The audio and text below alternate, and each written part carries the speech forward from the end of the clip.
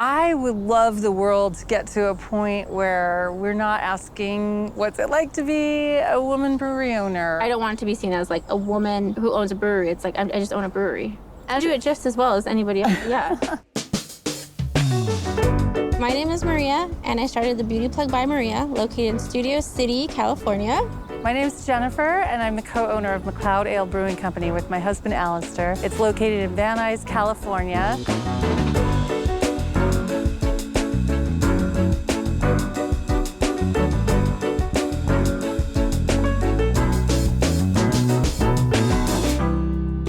So was anybody else in your family took the role of like starting a business, like entrepreneurship? Yeah, my dad was just a hippie entrepreneur art guy, and thinking of my dad, sometimes I feel like if he could do it, I could do it. Is that where you got the idea to like start a business, or where did that come from? I think I've always just been that kind of person. If I have a desk job, I'm just dreaming of what I'm going to do someday. Oh, same. I made a list of all of the things that I would enjoy doing. Like if I got on an elevator and someone said, "What do you do?" I could just be proudly say, "This is what I do." Yeah, and so I made a list of all the things, and they were very diverse, like dog walker, art gallery owner, anything that anything that caught my interest. But when it was time to really get going, I realized I was a big chicken. I couldn't get it done.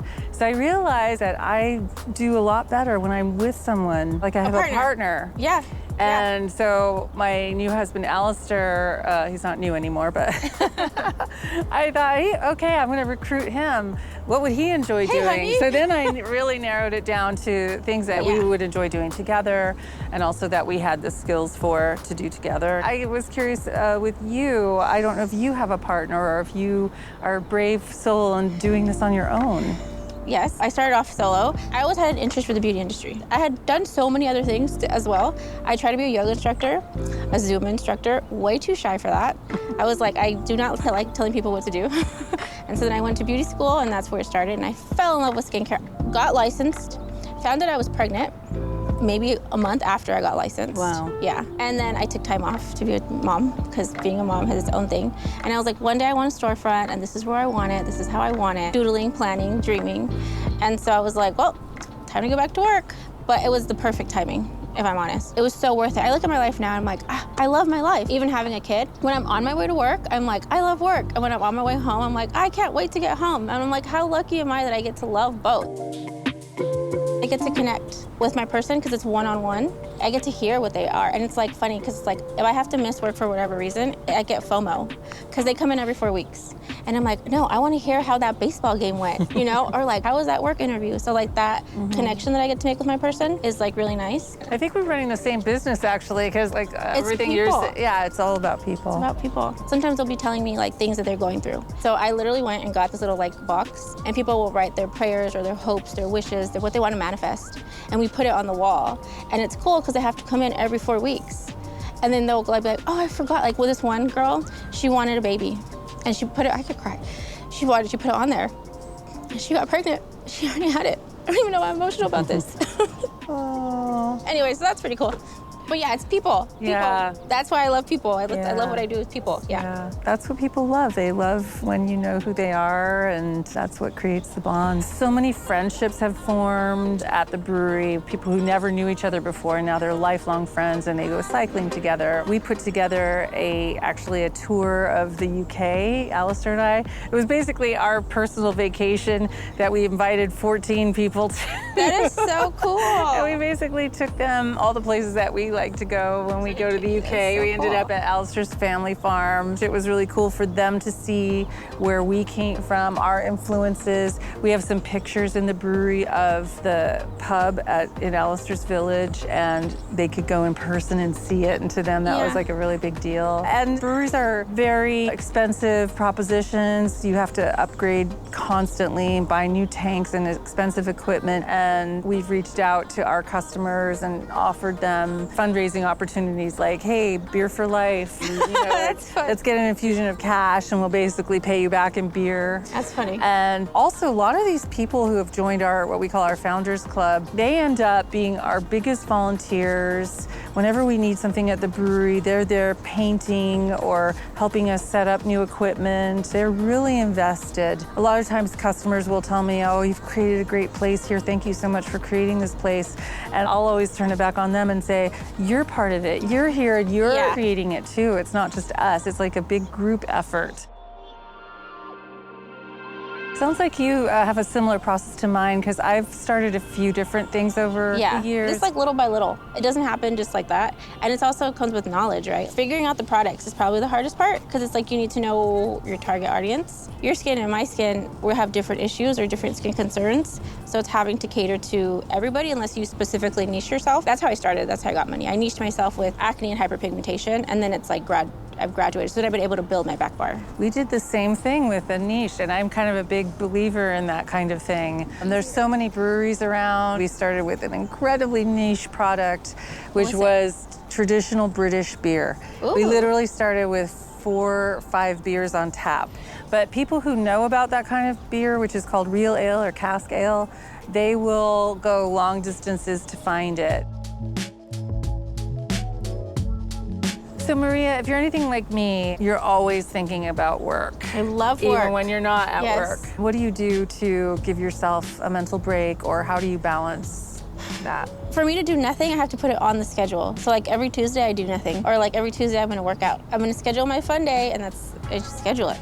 And I also believe that anything can be done in 45-minute increments. That's how I schedule my life. If I wanna go and do something for fun, I'll put a timer for 45 minutes and go have fun and then run back to work. But I got my fix, but I love work, so it doesn't feel like work. And it's nice being your own boss because you can leave whenever you want. I'm not as regimented as you, though I think I'll try that. I have a lot of music hobbies. It's really the only way I've found to stop thinking about the brewery is to just be doing something else that requires a lot of concentration, and my thing is music, so I do bagpiping and barbershop singing. Oh, super Those are my 2 hobbies.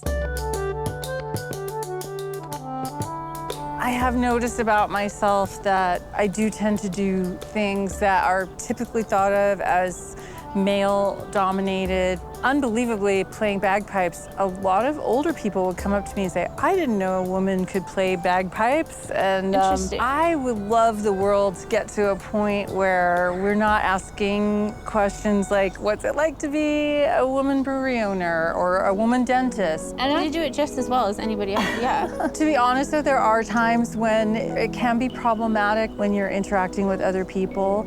I remember one time a salesperson came into the brewery, and the first thing he said was, is the brewer here? Or if I'm standing with my husband and we're talking to people and we start talking about the brewery, they will absolutely, their eyes will go directly to him.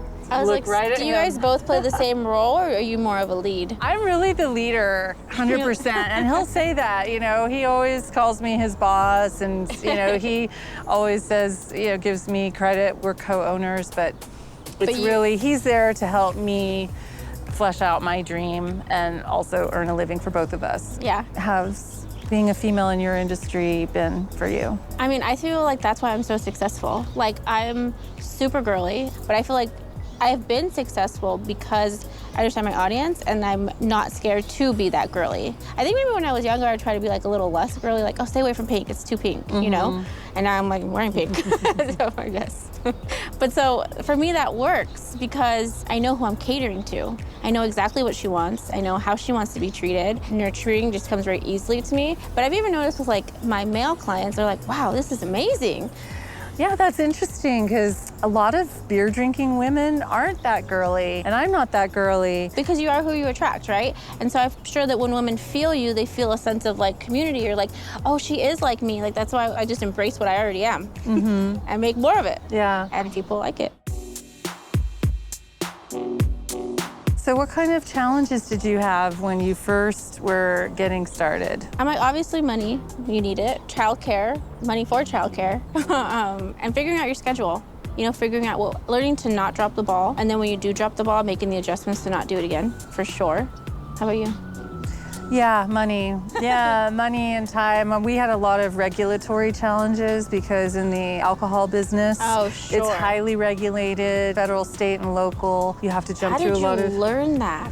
You just learn little by little because the things that you don't know, you get letters in the mail saying, you have to have this kind of license. And you're like, okay. Yeah. In the esthetician world, like you have to pay for lash lift courses. You have to pay for skin analysis. You have to pay for waxing. You have to learn all these traits. And I was lucky enough to get people to just teach me. And so then I would pay it forward and teach the next girl and the next girl. And now I have 7 girls and I'm like teaching them everything, technique and business classes. So I would like to open up a beauty school because in the beauty industry, they don't teach you about business. They don't teach you what it costs. So for example, how much does it cost you to actually make profit? And you gotta pay your employees. And it's like, that's not taught. So I actually started a group during COVID. It's called the Money Making Esthetician. I have 64,000 members and it's all about business. Like what products, how much should you charge? Where do you get your clients? Like business 101 in this group. So that's really cool. Yeah. I love that. It's hard for businesses like ours to deal with conventional banks. I don't know if you've ever walked into a big bank and tried to get a loan. It's so much paperwork and they are really not interested in helping us. No. And something like Square is just, it's easy, it's there. It does help, especially in the beginning. There was times where money was short and then I got an offer, Square Capital, and I was like, oh, this is awesome. The customer service for me was amazing. Her name was Claire. So her customer service, she would help me through it. She built my website and it was free and that's really expensive. That's what, $3,500 for a website. So it was just all in one to use it. So that's why I love Square. I also love how Square will reach out every once in a while and just say, like, how's it going? Do you have any suggestions? And I feel like when you make a suggestion to your Square representative, they actually do something with that. It's so rare to be able to have any kind of influence like that on a big company. They listen to their consumer. Yeah. That's cool. Yeah. For sure. So I really like that about them. Yeah. Oh, yeah, you are so inspiring. So are you. No, I've loved our conversation. I actually didn't know how much we would have in common, so. It's so funny because I'm listening to you say things, I'm like, oh my God, me too. Oh my gosh, like I'm gonna be on fire all week. I'm gonna be like all excited working.